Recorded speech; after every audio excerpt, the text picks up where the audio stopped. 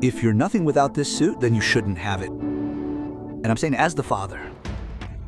Tony Stark saw something in Peter that others overlooked. In Civil War, he found an ordinary kid from Queens, and years later, that guy stood with the Avengers to save the universe. Tony gave him a suit, became his mentor, and believed in him, even when Peter didn't believe in himself, even himself. Now, Robert Downey Jr. is returning as Dr. Doom. And if Doom encounters the web-slinger, Peter will face the toughest fight of his life. Because standing before him will be a man with the face of someone he loved, like a father, While this meeting isn't confirmed, Peter's whole journey seems to be leading to this very finale. Let's break down his story from Civil War to Secret Wars and why Tony was right about him from the start. Hab Salim. The Avengers are split into two camps. Tony is preparing for a fight with Cap's team. He needs a surprise ally, but he doesn't go to a known hero. He heads to Queens to find a 15-year-old student. Peter catches small-time crooks and wears a homemade suit. Almost nobody knows who he is. Everyone else, he's just a kid who shouldn't be dragged into Avengers conflicts. Steve Rogers thinks Stark's decision is dangerous, and it's easy to see why. Sending a schoolboy against Cap's team is a highly questionable idea. But Tony doesn't see a child, he notices his intellect, reflexes, and the desire to help people, Peter doesn't hit the streets for money or attention. He simply can't turn a blind eye to others' trouble. Tony recognizes himself in him, or rather the hero he wished he could have been much earlier. Except Peter has no billions, no giant company, and no ego the size of Stark Tower. Tony gives him a new suit and takes him to Germany. During the battle, Peter doesn't lose his nerve. He fights Sam and Bucky, takes Captain's shield, and then helps stop the giant Ant-Man.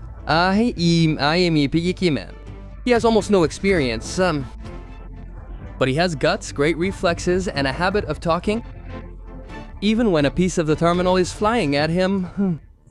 Even Steve notices Peter's character. During the fight, he asks, "Where are you from, kid?" Queens? Where in Queens? Brooklyn. Done. The dialogue is short, but it says everything. The captain saw exactly what Tony saw. He wasn't just facing a kid in a mask, he was facing a future hero. After the battle in Germany, Tony becomes Peter's mentor. But the kid is in too much of a rush to join the Avengers. He wants to prove he's ready for dangerous missions, So Peter goes after the Vulture alone and ruins an FBI operation. The ferry splits in two. People almost perish. Iron Man saves them. Then Tony takes back the suit. Peter panics, saying that without it, he is nothing. Tony replies, "If you're nothing without the suit, you shouldn't have it," which means you don't need it. This is the main lesson in Peter's story. Before this, he relied too much on Stark tech, drones, web modes, and Karen. The suit did almost everything for him. Tony understood that this was dangerous. Peter could get used to the armor and stop believing in himself. So the mentor took away this crutch and Peter passed the test.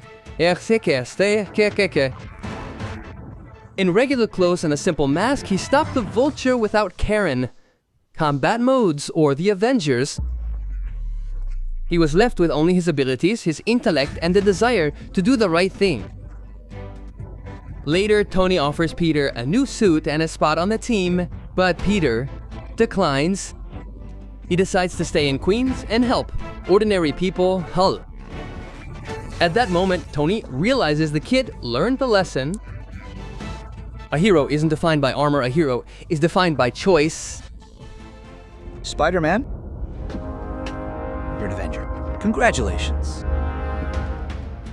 When Thanos' henchmen arrive in New York, Peter goes after Tony again. He sneaks onto the ship and refuses to go home. go home. Tony is angry, but soon realizes he can't send Peter back now. On the way to Titan, he tells Parker, you're an Avenger now. Peter gains the status he turned down 2 years ago. Now he is truly ready for it. On Titan, Peter fights alongside Tony, Strange, and the Guardians.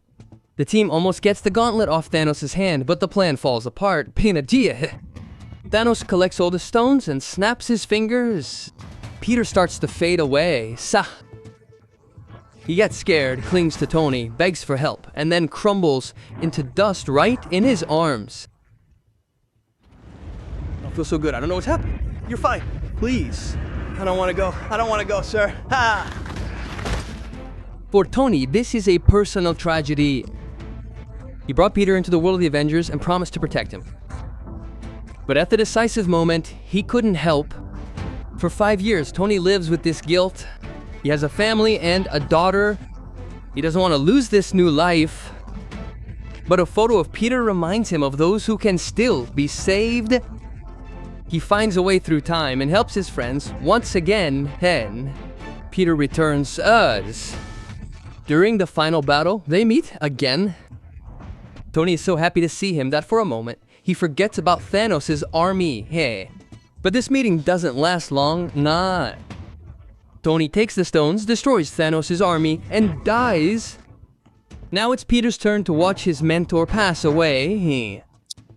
Tony saved the universe and gave Peter a chance to move on. But the person he could call after every mistake is gone. After Tony's death, Peter's life falls apart. The whole world finds out who is behind the mask.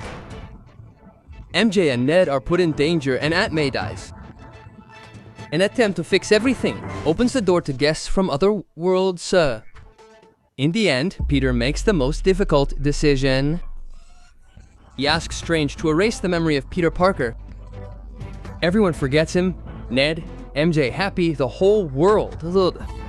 Peter loses his friends, his home, Stark Tech, and his connection to the Avengers. He rents a tiny apartment and sews a new suit. There is no longer a mentor, a rich friend, or a team to come to his aid. Only Peter Parker remains. Thus, the lesson from Homecoming gets a new conclusion. If you're nothing without the expensive suit, you shouldn't have it. You shouldn't have it.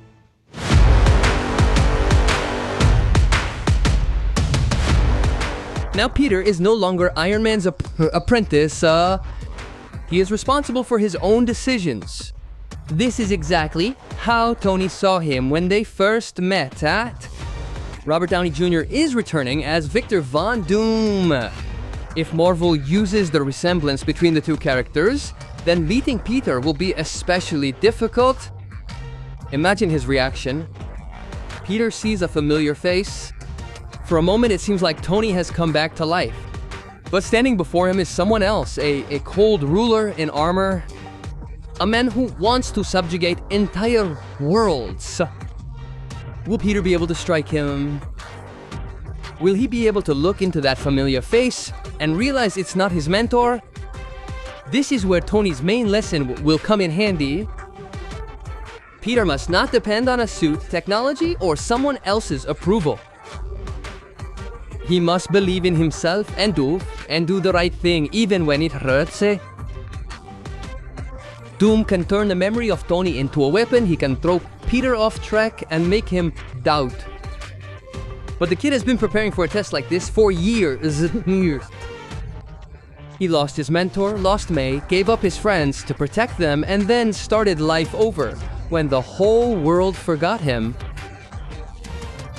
This is no longer the schoolboy Tony brought to Germany. This is now a hero who can stand alone. If the theory is correct, then the fight against Doom will complete Peter's entire journey. In Civil War, Tony believed in an unknown schoolboy. Homecoming taught him not to depend on the suit. Infinity War declared him an Avenger. Endgame helped bring him back, and then he died saving everyone. And in No Way Home, Peter lost everything but continued to protect people. Now his final test awaits. He must stand before the man with Tony Stark's face and tell him no. Tony's main legacy is not the reactor, the Iron Man armor, or the team of Avengers. His main legacy is his belief in Peter.